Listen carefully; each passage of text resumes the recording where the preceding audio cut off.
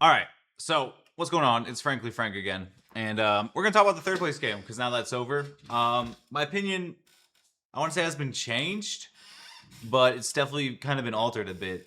If you take the third place game a certain way, so it ended France 4, England 6, with goals by Declan Rice, Konsa, Saka of a hat trick, and then Bellingham with the sixth goal.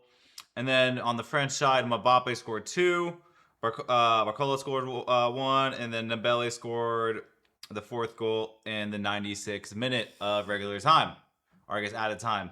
Coming into this, I was very 50-50 on the third place game. And I was like, oh, it was like if my team was in this, how would I feel about it? And watching this game, if we go in the first half, if we just talk about the first half really quick, um, it looks like France didn't give two shits about the game. It didn't really get like France didn't really care, which is the exact opposite of what I thought it would be.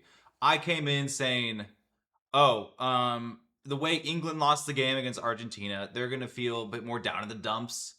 And France is gonna. I said France is gonna very easily win this game. I was wrong. I was completely wrong about that. France didn't look like they want to. They weren't tracking back. They weren't doing jack shit in the first half. It was hilarious to watch. Like the four goals England scored in the first half, France wasn't really tracking back at all. At all, they weren't defending at all. I don't know what Didier Deschamps said at halftime, but were a completely different team in the second half. And England just looked lost in the second half. Like they didn't and they looked like France the first half. Um, the realistically, at one point in this game, it should have been 5-4 to France before the penalty. Before England got the penalty to score, France missed pretty much two sitters from Elise. Elise had two amazing chances that he just whiffed on. Um, and I'll tell you what, my opinion about the third place game kind of has changed, but kind of hasn't changed. Looking through Twitter, looking through a lot of England fans, what they think about it, it's just like, oh, like this doesn't make me feel any better about the lost Argentina. Why weren't we playing about this? Like, why weren't we playing about this? Why didn't we play like this when we played Argentina? Some people didn't even watch the game. I think after not watching the game, if you treat the third place game anything like a glorified friendly to show like, oh, like we should have played like this, blah blah blah, then you're just gonna hate the third place game entirely. At the end of the day, England finishes third. It's their best finish since the 1966 World Cup. Does it really mean anything though? I maybe some English fans would say, yeah, yeah, it does mean something. Well, some will say no, it doesn't mean anything because we lost in another semifinal of a major tournament. Um, so I'm like, it looked like a charity match. You know, one of those like sometimes I watch those YouTube charity matches. The Sidemen, I will watch their charity matches. And that's what this game looked like. I mean, it was 6-4. There's 10 goals in a World Cup game. But this game doesn't mean really anything because it's a third place game. Like, and you could tell that once the final whistle blew, like everyone was smiling. No one was like, people were exhausted. The ref, like everyone was exhausted that game. The ref cramped up that in this game. Everyone was exhausted. Like everyone was smiling, handshaking, and giving each other hugs, and it just like it's there's like it's not as like the stakes aren't high. The stakes aren't high at all. Like, do you like?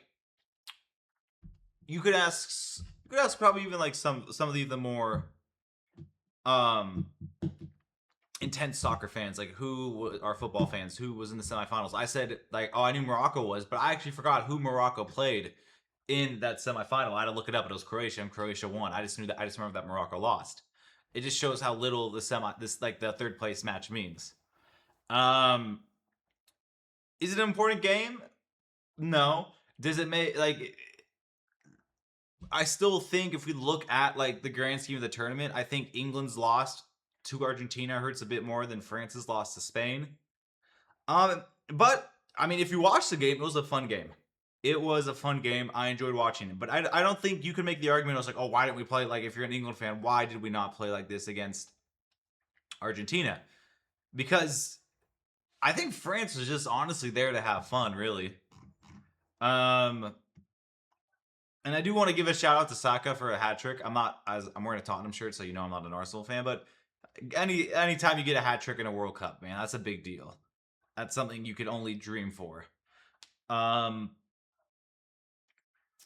then Bellingham coming on at the end of the game just to seal it. But dude, once they got the goal to make it 5-4, I was like, there's no way they get that. But that was in the 96th minute. I was like, we probably at most got 2 minutes left. Ain't no way they do it.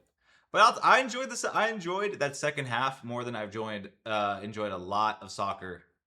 So fair play. If in that's what I think that's what the third place game should be. It just should be where the players go out and have fun. But then you can make the argument, what if they get injured? What if they get hurt? It's just a waste of a game. So it's just one of those things. At the end of the day, England finishes third. And you can make the argument that's a huge accomplishment because they haven't won a major trophy since 1966, and it's their best finish at a World Cup. They've been runners up in the Euros before, but not in the World Cup. This is their best finish at a World Cup since 1966, third place. But can we really say it was like there was any stakes in this match? Probably not. But it was a good match to watch. I enjoyed it more than you could know. So thank you for that. Tomorrow we have the World Cup final.